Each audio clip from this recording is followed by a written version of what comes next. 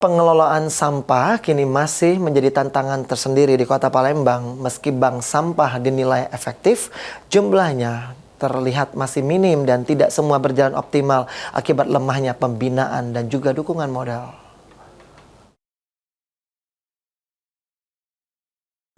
Persoalan pengelolaan sampah di Kota Palembang masih menjadi pekerjaan rumah atau PR bagi pemerintah Kota Palembang. Kehadiran bank sampah menjadi salah satu solusi konkret serta dinilai efektif dalam mengurangi jumlah sampah rumah tangga yang langsung dibuang ke TPA atau tempat pembuangan sampah akhir dengan cara memilah dan memanfaatkan kembali sampah yang masih memiliki nilai guna. Namun demikian, jumlah bank sampah di Kota Palembang dinilai masih sangat kurang dan belum merata di seluruh wilayah kota. Secara jumlah terdata ada sekitar 40 hingga 50 bank sampah di kota ini.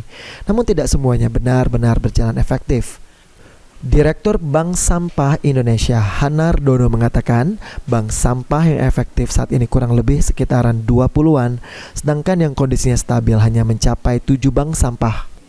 Ditambahkan Hanardono, meski telah membentuk banyak bank sampah, lemahnya pembinaan serta pendampingan menjadi hambatan besar selain tidak memiliki modal finansial yang memadai.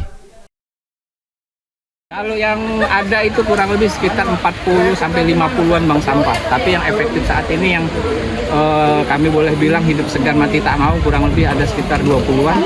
Dan yang kondisinya stabil itu hanya ada 6 atau 7. Kondisinya maksud kita kan setiap tahun kan seperti itu. Ini memang kenapa? Memang belum aware masyarakatnya untuk Permasalahannya bukan belum aware atau tidak aware.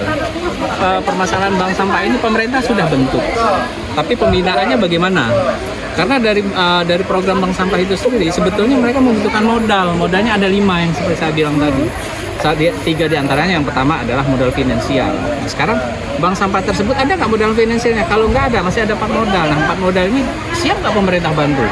Siap nggak pemerintah support? Jangan nanti buat bank sampah, tiba-tiba dibuat bank sampah, begitu mereka butuh segala macam, mereka dianggap meminta-minta atau seperti apa.